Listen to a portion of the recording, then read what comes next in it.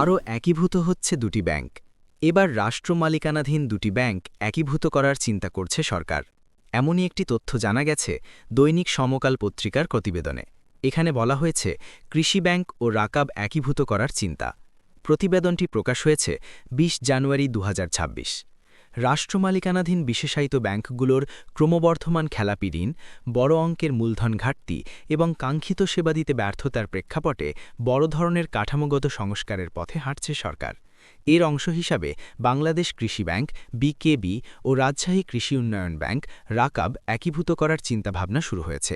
এ লক্ষ্যে একটি ধারণাপত্র বা কনসেপ্ট পেপার তৈরির সিদ্ধান্ত নিয়েছে অর্থ মন্ত্রণালয়ের আর্থিক প্রতিষ্ঠান বিভাগ। সম্প্রতি আর্থিক প্রতিষ্ঠান বিভাগের সম্মেলন কক্ষে অনুষ্ঠিত এক বিশেষ সভায় এই সিদ্ধান্ত নেওয়া হয়। সভায় সভাপতিত্ব করেন প্রধান উপদেষ্টার বিশেষ সহকারী ড আনিসুজ্জামান চৌধুরী। এতে রাষ্ট্র মালিকানাধীন বিশেষায়িত ব্যাংকগুলোর পাশাপাশি বেসিক ব্যাংক ও বাংলাদেশ হাউস বিল্ডিং ফাইন্যান্স কর্পোরেশনের আমানত সংগ্রহ, ঋণ বিতরণ, খেলাপি ঋণ, মূলধন পরিস্থিতি ও নগদ আদায়ের অগ্রগতি পর্যালোচনা করা হয়। সভার কার্যপত্র থেকে এসব তথ্য জানা গেছে।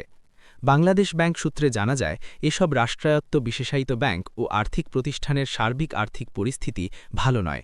বিশেষ করে গত সেপ্টেম্বর শেষে বাংলাদেশ কৃষি ব্যাংকের খেলাপি ঋণ দাঁড়িয়েছে ১৭,৩৭০ কোটি টাকা, যা ব্যাংকটির বিতরণ করা ঋণের ৪৮.৯%। ২০২৪ সালের ডিসেম্বর শেষে ব্যাংকটির মূলধন ঘাটতি ছিল ১৮,১৮৯ কোটি টাকা। রাজশাহী কৃষি উন্নয়ন ব্যাংকের অবস্থাও খুব একটা ভালো নয়। ব্যাংকটির বিতরণ করা ঋণের প্রায় ২০% খেলাপি। ২০২৪ সালের ডিসেম্বর শেষে মূলধন ঘাটতি ছিল ২,৪৭০ কোটি টাকা। আমানত ও ঋণ বিতরণ পরিস্থিতি।